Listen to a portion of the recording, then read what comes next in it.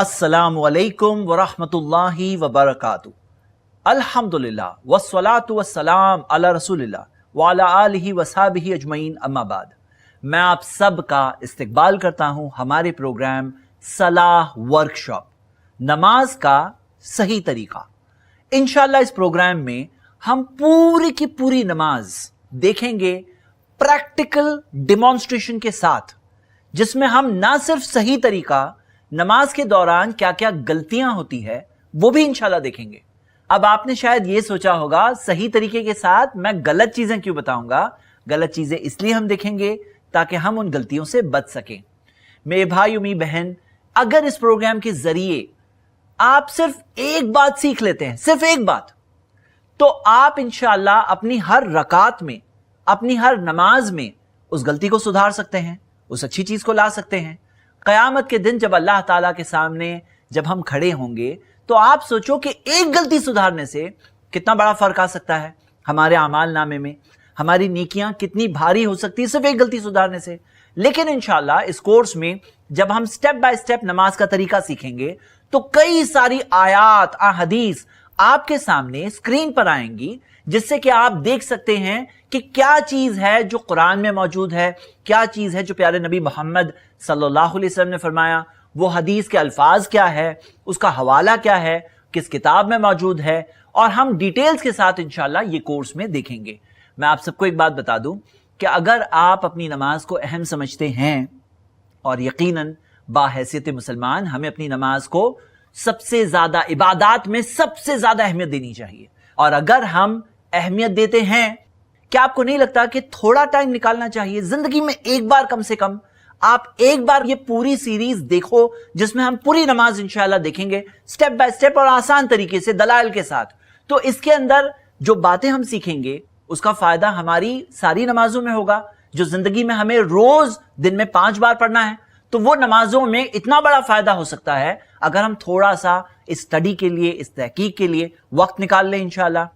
नमाज के तरीके के साथ साथ नमाज में खुशू कैसे पैदा करें, इंशाल्लाह उसकी भी तालीमात, जो ट्रेनिंग, जो कुरान और हदीस में जो बातें, जो रहनुमाई, जो टिप्स हमें मिलते हैं, जिस तरह हम नमाज पढ़ते जाएंगे उस तरह साथ साथ में हम वो बातें भी देखते जाएंगे इंशाल्लाह। तो आइए शुरू करते हैं हमारा सलाह वर्कशॉप। सबसे पहले मैं आपके सामने 8 पॉइंट्स कुरान और हदीस से रखना चाहता हूं, सिर्फ एक याद दहानी के तौर पर कि हमारी नमाज कितनी जरूरी है। मेरे भाई मेरी बहनें, सबसे पहला पॉइंट हम जानते हैं, सही बुखारी की हदीस है, हदीस नंबर 8। प्यारे नबी मोहम्मद सल्लल्लाहु अलैहि वसल्लम ने फरमाया, इस्लाम की बुनियाद है 5 चीजों पर। शहादती अल्लाह इलाहा इल्लल्लाह, गवाही देना कि नहीं है कोई माबूद बरहक सिवा अल्लाह के, व अन्ना मुहम्मदर रसूलुल्लाह, और मोहम्मद सल्लल्लाहु अलैहि वसल्लम अल्लाह के रसूल हैं।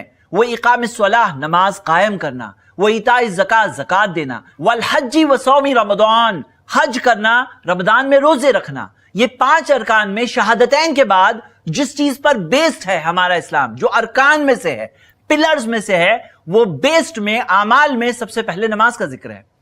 और हम देखते हैं प्यारे नबी मोहम्मद सल्लल्लाहु अलैहि वसल्लम ने कई हदीसों में हमें ये बात बताई, और मेरे भाई मेरी बहनें इस हदीस पर बहुत गहराई से सोचिए, बहुत गहराई से गौर करिए। ये हदीस कई अल्फाज के साथ हमें मिलती है।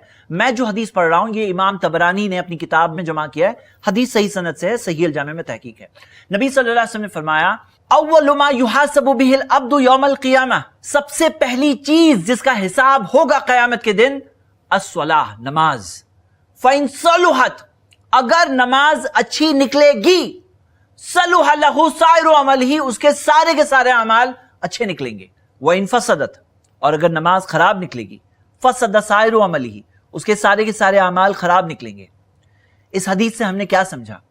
इस हदीस से हम ये बात समझते हैं कि एक इंसान की जिंदगी पर उसकी नमाज का इतना असर होता है कि अगर नमाज अच्छी निकलेगी तो उसके बाकी के सारे अमाल जिनका हिसाब होगा वो सारे अमाल अच्छे निकलेंगे, और अगर नमाज खराब निकलेगी तो उसके बाद के सारे अमाल भी खराब निकलेंगे। क्यों खराब निकलेंगे? क्योंकि खराब होंगे। इस हदीस में इस बात की तरफ इशारा मिल रहा है कि नमाज का असर पूरी जिंदगी पे होता है।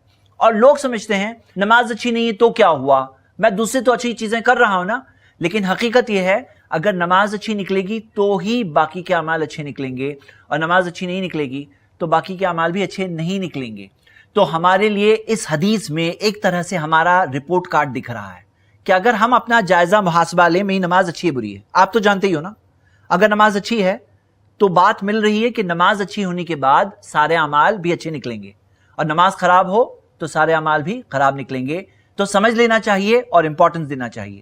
یہ ہو گیا دوسرا پوائنٹ. تیسرا پوائنٹ جو دوسرے پوائنٹ سے جڑا ہوا ہے، سورۃ العنکبوت میں سورہ نمبر 29 آیت نمبر 45 میں اللہ سبحانہ تعالیٰ نے فرمایا ہے واقیم الصلاۃ، نماز قائم کرو، ان الصلاۃ تنہا عن الفحشاء والمنکر، بے شک نماز تمہیں روکتی ہے بے حیائیوں سے اور برے کاموں سے. ایک انسان کی نماز اسے روکتی ہے. نماز اچھی ہو گئی تو نماز اسے روکے گی بے حیائیوں سے، برے کاموں سے. ہم انسان ہوتے ہیں کمزور اور ہمیں چاہیے ایسا سپورٹ. ایک گاڑی ہے، گاڑی کو بریک چاہیے، تو نماز کے اندر جیسے کہ بریک ہوتا ہے جو روکتی ہے گناہوں سے ایک انسان کو، منکرات سے، بے حیائی کے کاموں سے. تو یہ ہو گیا ہمارا پوائنٹ نمبر 3. پوائنٹ نمبر 4، میرے بھائی میری بہنیں، کیا آپ کو یہ پتا ہے ہم ہیں اس دنیا کی زندگی میں، اور سب سے قیمتی چیز جو ہمارے پاس اس دنیا میں ہے وہ ہے ہمارا ایمان. پیارے نبی محمد صلی اللہ علیہ وسلم نے فرمایا بین الرجل وبین الشرک والکفر ترک الصلاۃ. ایک شخص میں اور شرک اور کفر کے درمیان میں ایک چیز ہے، نماز چھوڑ دینا. ہمارے اور شرک اور کفر کے درمیان میں ایک چیز ہے، وہ ہے ترک الصلاۃ، نماز چھوڑ دینا. یعنی اگر کوئی شخص ترک الصلاۃ، نماز چھوڑ دے، تو اس کے اور شرک اور کفر کے درمیان میں جو بیریئر تھا، جو آڑ تھی، وہ نہیں رہی. یعنی کہ اب وہ شرک اور کفر میں پڑ سکتا ہے. میرے بھائیوں میری بہنیں، اس دنیا میں سب سے قیمتی چیز جو ہمارے پاس ہے وہ ہمارا ایمان ہے. اور ہمیں ڈرنا چاہیے کہ اگر ایک نماز بھی کوئی جان بوجھ کے چھوڑ دے تو اسے ڈرنا چاہیے کہ کہیں وہ شرک اور کفر میں نہ پڑ جائے، کیونکہ جو بیریئر تھا درمیان میں اب وہ نہیں رہا. ہمارے معاشرے میں بہت سارے لوگ کیا سمجھتے ہیں کہ نماز جمعہ پڑھنا تو لازم ہے، 5 وقت پڑھا تو بہت اچھا آدمی ہے. یعنی کہ ایسے سمجھ میں آتا ہے کہ جمعہ پڑھنا فرض ہے، 5 وقت نماز بہت اچھے لوگ پڑھیں گے، یعنی کہ مستحب ایک طرح سے. لیکن حقیقت یہ ہے 5 وقت نماز پڑھنا فرض ہے، اور اگر ایک وقت کی نماز بھی ترک الصلاۃ وہ چھوڑ رہا ہے، اسے ڈرنا چاہیے کہ اس کے اور شرک اور کفر کے درمیان کی جو آڑ تھی، جو بیریئر تھی، وہ نہیں رہی. جیسے مثال کے طور پر ہم شیطان کے خلاف ایک طرح سے جنگ لڑ رہے ہیں. شیطان چاہتا ہے کہ ہم فیل ہو جائے، جہنم میں چلے جائیں. ایک جنگ کے اندر جیسے کہ ایک قلعہ ہوتا ہے جو بچا رہا ہے، جیسے کہ کبھی کوئی شیلڈ ہوتی ہے، کوئی ڈھال ہوتی ہے، کوئی بلٹ پروف جیکٹ ہوتا ہے جو گولی سے بچا رہا ہے ایک انسان کو. یہاں پہ ہماری نماز روکتی ہے، ہمیں بچاتی ہے، ہمارے ایمان کو بچاتی ہے. میرے بھائی میری بہنیں، اس چیز کو ہمیں کم نہیں سمجھنا چاہیے. یہ ہو گیا پوائنٹ نمبر 4. اگلا پوائنٹ نمبر 5، ہم انسان ہیں، خطا، غلطیاں، مسٹیکس ہو جاتی ہیں. اب وہ گناہوں کا کیا؟ پیارے نبی محمد صلی اللہ علیہ وسلم نے ایک بہت پیاری مثال کے ذریعے سمجھایا. ارأیتم لو ان نہرا بباب احدکم یغتسل فیہ کل یوم 5، اگر کسی کے دروازے پر ایک دریا بہتی ہو جس میں وہ دن میں 5 بار نہائے، ما تقول ذالک یبقی من درنہ، کیا کہتے ہو تم، کیا اس کے جسم پر کوئی میل باقی رہے گا؟ صحابہ نے کہا اللہ کے رسول صلی اللہ علیہ وسلم، اس کے جسم پر تو کوئی بھی میل پھر باقی نہیں رہے گا. نبی صلی اللہ علیہ وسلم نے پھر فرمایا قال فذالک مثل صلوات الخمس یمحو اللہ بہ الخطایا، یہی مثال ہے 5 وقت کی نمازوں کی. ان نمازوں کے ذریعے اللہ گناہوں کو مٹا دیتا ہے. مطلب میرے بھائی میری بہنیں، یہ نماز نیکی میں آگے بڑھنے کا ذریعہ تو ہے، گناہوں سے روکنے کا ذریعہ تو ہے، لیکن ساتھ ساتھ میں جو گناہ ہو گئے ہیں ان سے مغفرت پانے کا بھی ذریعہ ہے، انہیں مٹانے کا بھی ذریعہ ہے. اور یقیناً بڑے گناہ جو ہوتے ہیں اس کے لیے ساتھ ساتھ میں توبہ بھی چاہیے، لیکن یہ نماز جیسے کہ اسے توبہ کی طرف بھی بڑھائے گی، اس کے دل میں وہ چیز کی تمنا پیدا کرے گی. اگر اس کی نماز اچھی ہے تو وہ نماز اس کی زندگی کو بھی چینج کرے گی، اس کی خطاؤں کی معافی کا بھی ذریعہ بنے گی. پوائنٹ نمبر 6، میرے بھائی میری بہنیں، یہ دنیا کی زندگی جو ہے نا، اس میں ہر کسی کو مشکلوں سے گزرنا ہی ہوتا ہے، چاہے پسند ہو یا نہ پسند ہو، چاہے آپ چاہتے ہو یا نہ چاہتے ہو، لیکن مشکلوں سے، پریشانیوں سے انسان کو گزرنا ہی پڑتا ہے. ان مشکلوں میں ایک بہت بڑی چیز ہے اللہ کا ساتھ، اللہ کی مدد، کیونکہ اللہ رب العالمین ہے. اللہ وہ ہے جس کے لیے سارے راستے ممکن ہے، الفتاح راستے کھولنے والا ہے، مشکلوں میں سے بچانے والا ہے۔ ہم دیکھتے ہیں کہ اللہ تعالیٰ کی مدد کیسے پائیں، اس مدد کو پانے کے کچھ ذریعے ہیں جو قرآن و حدیث میں دیے ہوئے ہیں، اور ان ذریعوں میں ایک بہت ہی اہم ذریعہ سورہ بقرہ سورہ 2 آیت نمبر 153 میں 2 ذریعے ذکر ہے۔ اللہ تعالیٰ نے فرمایا یا ایھا الذین آمنوا استعینوا بالصبر والصلاۃ، اے ایمان والو مدد حاصل کرو صبر کے ذریعے اور صلاح کے ذریعے، ان اللہ مع الصابرین، یقیناً اللہ صبر کرنے والوں کے ساتھ ہے۔